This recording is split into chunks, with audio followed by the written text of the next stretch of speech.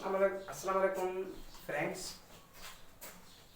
Today we will discuss about lines, planes and line segment in space.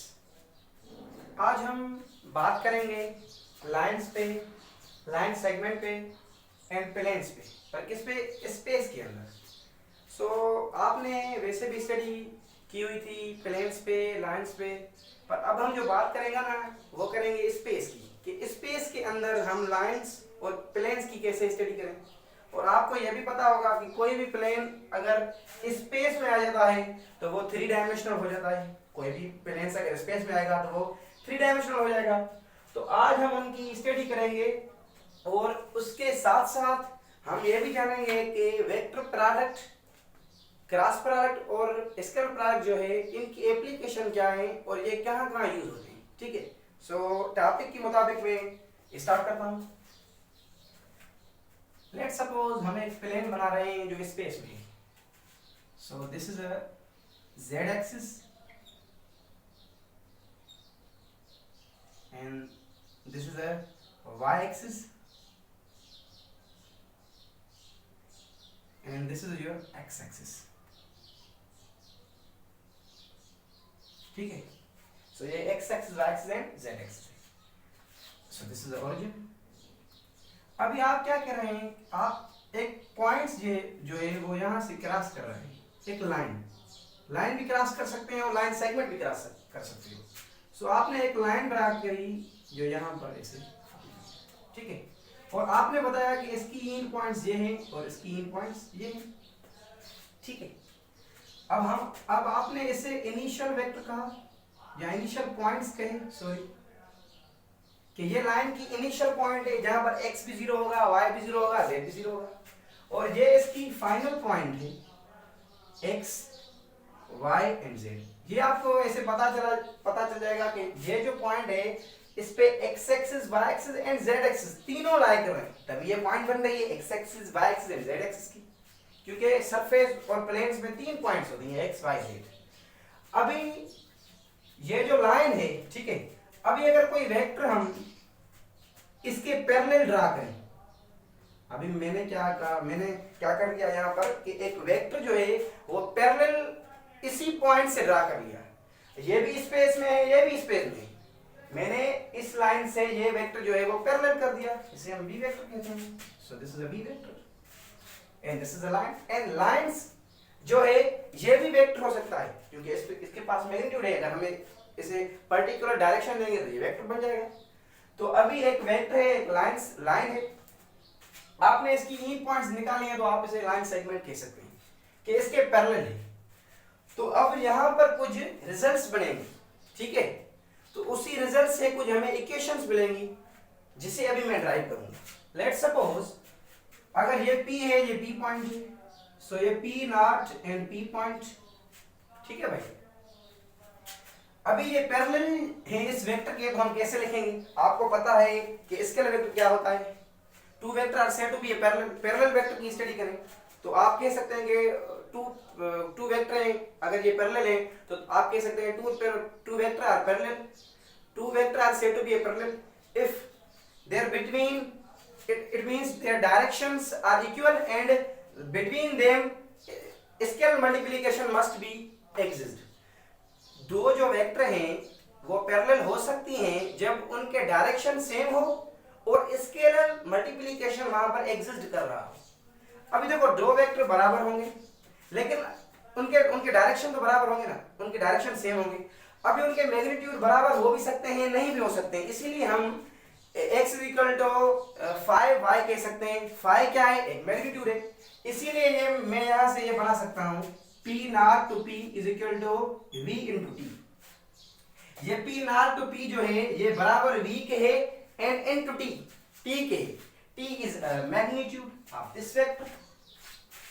ठीक है ना. ये P क्या है? इसका मैग्नीट्यूड है. कुछ इसे T को पैरामीट्रिक भी कहते हैं, सॉरी पैरामीटर, ठीक है, पैरामीटर, पैरामेट्रिक, सॉरी पैरामीटर. ठीक है. कुछ इन्हें जो है वो पैरामीटर भी कहते हैं और t की जो लिमिट है जो आप इस पे पॉइंट्स पुट कर सकते हैं उनकी लिमिट ये है -1 से +1 तक। ये इन्फिनिटी इसकी लिमिट है, या इन पॉइंट से आप कुछ भी यहाँ पर पुट कर सकते हैं, इसकी ये लिमिट है t की। t इज अ पैरामीटर यहाँ पर, so p naught to p is equal to v into t, and specially यहाँ से जो इक्वेशन ड्राइव होंगी हम उसे कहेंगे पैरामीट्रिक इक्वेशंस। सो देखें अब हम ड्राइव कैसे करते हैं, p टू नॉट p, सो ये डिस्टेंस है p टू p नॉट कैसे निकालें, ये फॉर एग्जांपल 4 पॉइंट है, यहाँ पर 5 है। अगर आपको कोई पूछे कि ये दूरी कितनी होगी तो आप कहेंगे 5 में से 4 को कैंसिल कर दो, ये दूरी हो जाएगी। दूरी तब मिलती है हमें जब हम फाइनल को इनिशियल से सब्ट्रैक्ट करते हैं, तो जो भी डिस्टेंस बिटवीन वो फासला होगा वो हमें मिल जाएगा। तो x में से हम निकाल लेंगे x नॉट, और यहाँ पर x जो है वो i को शो करता है, and y minus y not j को शो करता है, and z minus z not j k को शो करता है, और ये बराबर होता है वेक्टर इनटू t। आप यहाँ पर अजम्पशन करते हैं कि जो ये वेक्टर v है ये है ai, कैपिटल से लिखो ai plus bj plus c, so this is a vector, और ये यहाँ पर हो जाएगा ai plus bj plus ck into t, t is a parameter, t is any scalar quantity, कुछ भी यहाँ पर हो सकता है।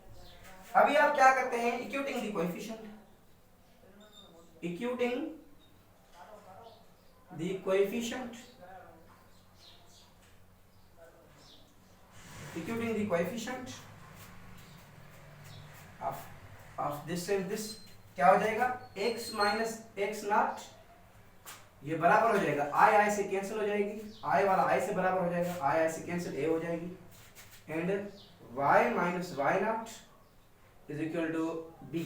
एंड एक और बात कि t भी इनके साथ ऐड है, सॉरी मल्टीप्लाई में, तो अगर हम इसे मल्टीप्लाई करेंगे तो ये हो जाएगी ait plus bjt plus ckT।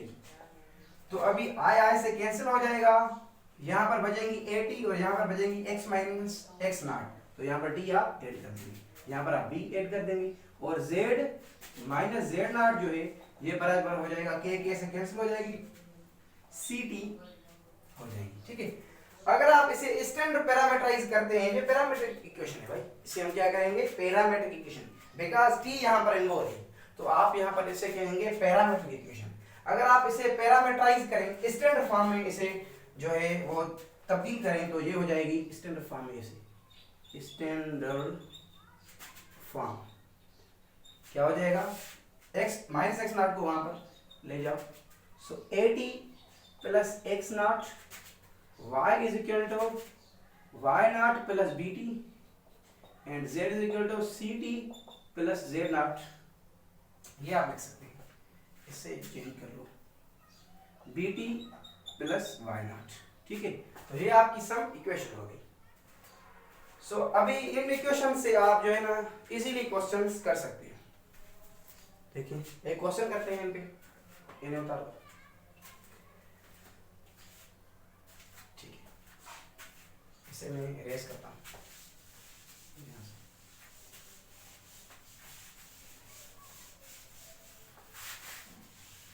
आपके पास एक क्वेश्चन है, इसे करते हैं। Find the parametric equation,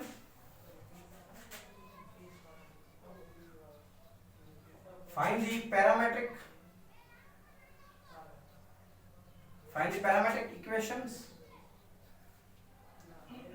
find the parametric equations for line through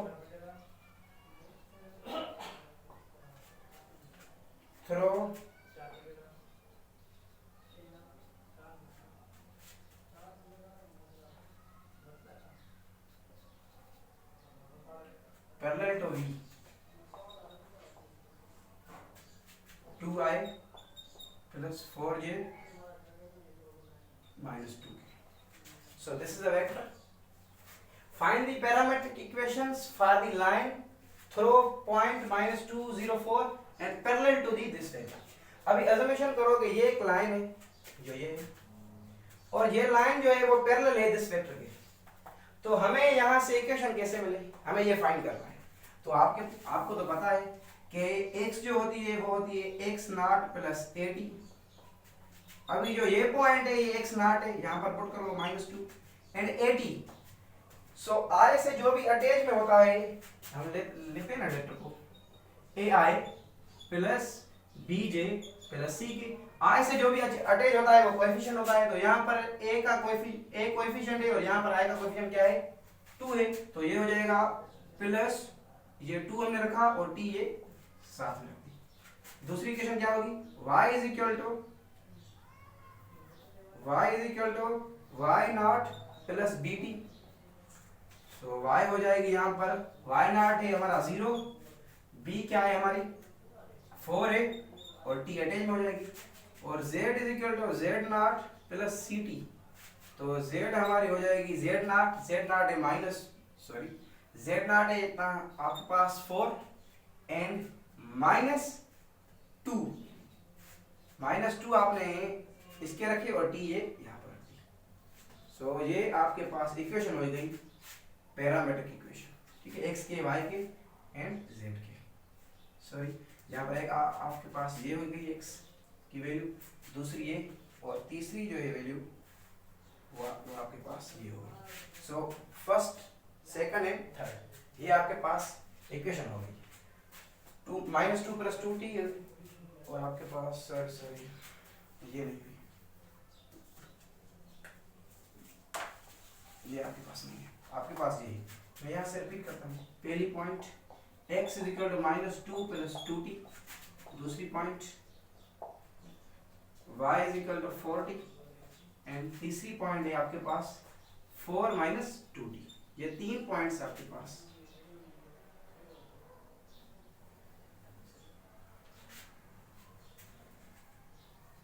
parametric equation, ठीक है। तो आप ये तब फाइंड कर सकते हैं जब आपके पास एक पॉइंट हो, एक लाइन सेगमेंट हो और दूसरा एक वेक्टर हो, वो दरमियान पैरेलल हो, तो ये इक्वेशंस आप अप्लाई करके जो है रिजल्ट्स बना सकते हैं पैरामीट्रिक के। सो पहला ये वीडियो इंशाल्लाह हम दूसरा बनाएंगे, वो प्लेन पे होगा, ये लाइंस पे है इंशाल्लाह। फिर नेक्स्ट मुलाकात होगी एक न्यू वीडियो के साथ।